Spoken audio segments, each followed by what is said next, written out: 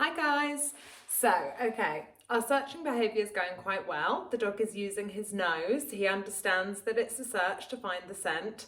What I want to do quite early on in developing this searching game is to use a different container to put my scented article in, okay? The dog is getting used to finding the scent of cloves. But of course, if the scent of cloves is always in a matchbox, then he's actually finding the scent of cloves and cardboard. So I want to put it in a different type of container so that this element is changing, so that the only constant in the smell that the dog is trying to find is cloves. So I'm mindful quite early on, I need to change the small pot that the article is going in. So I've just got a little pill pot. I've washed this out, I've given it a thorough cleaning, it's dried.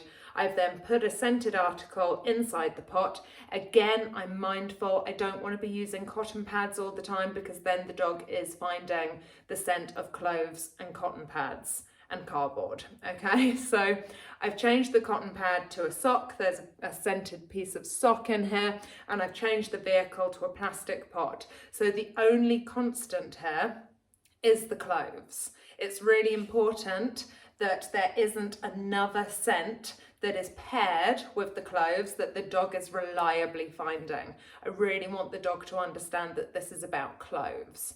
So the first thing I'm going to do is just do a couple of indications on this to make sure that that's going well before I put this into my search area.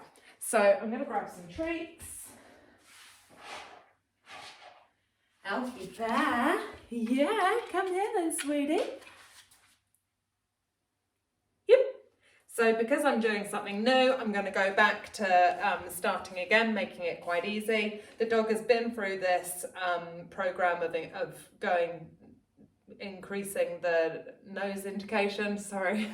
So I want to start easy, but I'm going to build it up quite quickly because the dog does understand.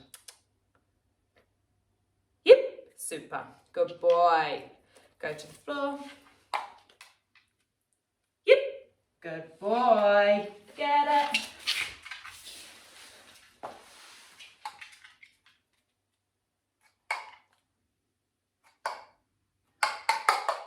He got a bit stuck. He's got stuck. He's got stuck. What is it? What is it? Yep. Good boy. Trying to go somewhere that you can see me. Yep. Good boy. Get it. So I'm going through all of the stages, but in a fast-forwarded type way. Yep. Because he has been through this, so we've explained all the stages, we've put it on something new, we want to go back to the beginning, but we can go through all the stages quite quickly. Yep. So he did a double tap then, that's not normal for this dog. If he does it again, I'm going to whip the pot out of reach. Yep. He tipped the pot, but he stayed on it, so I'm going to give him that. I'm going to hold it to check. Yep, okay, so we haven't got a double tap, it was a one-off. Yep, good boy. So this is going well. I feel that I can now put this in my search area. Settle. Good. So another thing that I've done is I've mixed my search area up. I don't want to be presenting the same picture to the dog all the time. We're going to ask the dog to search for the clove scent in all variety of types of scenarios. So I don't want to be consistently presenting the same picture to the dog. So I've actually spread the shoes out quite a lot here. So we've changed this container, we've changed the setup of the shoes, so I'm not going to go ahead and add another change in straight away. When I'm explaining things to the dog, I want to be breaking it down into really manageable bite-sized chunks to check that the dog understands at each level. It's much better to break our training down like this, get it correct at each level, rather than take a big jump, encounter problems, and then have to go back and break it down. I'd much rather move quickly in very small increments. So we've made a few changes here, so I'm not going to go straight ahead and shove it in a shoe. I'm going to leave it on the outside of shoes, check that the search is going well, okay? So I'm pretending, whoa, pretending. I've put it here next to this shoe, but I carry on pretending. Okay.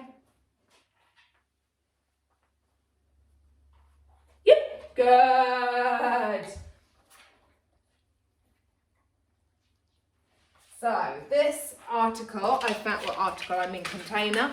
This container isn't as sturdy as the matchbox, so he put his nose on it then, it went to fall down, and as I clicked, he thought about picking it up. Remember I previously had that slight retrieve issue? So I need to be mindful of that, and I need to try and place it in such a way that the container isn't going to fall. So I think I am now going to put it in a shoe and just see how that goes, because if the dog is putting his nose on it and it's falling and it's creating movement, he's going to go to his go-to of picking it up. So I'm going to take a little bit of a jump and see how it goes. If it doesn't go so well, I'm going to bring it back and break it down again. Come on. Super. Settle. And the bottom. Settle. Thank you. Right, so I'm pretending. I'm going to place it in here.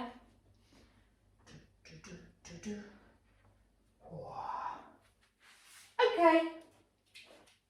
Yep.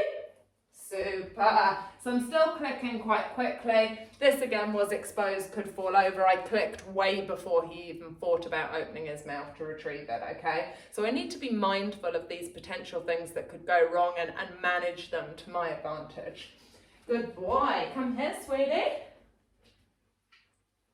Settle. That's better. I'm gonna have a treat for that. Good boy. Right, so I'm going to put it in this one here. I'm going to pretend to keep going. Oh. Okay. Yep, super. I'm still not asking for much of an indication because I've changed so many things that I want to work on the things that I've changed rather than trying to work on a load of things at once. Good boy, settle. Super. I'll put it in this one.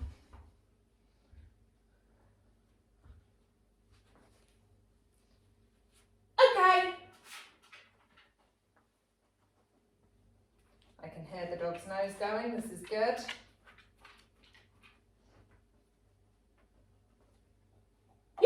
Oh, that mummy was bad then because he did go to mouth it. So I'm just going to check that I can proof against this. Yep, good. Yep, super.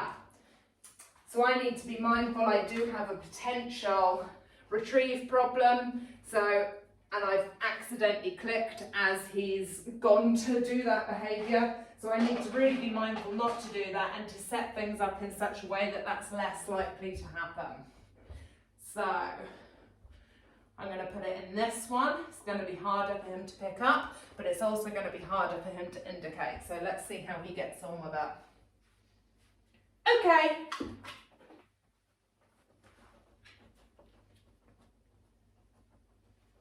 Can hear the dog's nose. This is good. Yep, super, good boy, nice.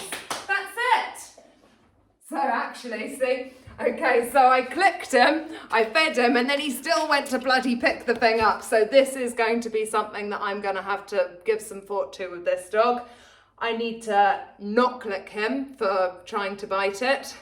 And yeah, I might have a separate training session with him to really ensure that he understands it's about touching this and not about mouthing it. So if I'm going to try and deal with a problem like that, I'm going to take it out of this scenario. I don't want to try and deal with a retrieve issue and explain the search issue at once. So I'm going to take this out of my search to explain it's not about picking it up, dude. It's about nose indicating on it. So I'm going to do that in a minute. I don't think I'll video it. I don't think you guys need to necessarily see it. But if you've got any problems about the indication that are coming in on your search, you need to take them out of your search to explain it to the dog, then put it back in your search, okay? Cool. Good luck, guys. Cheers. Bye.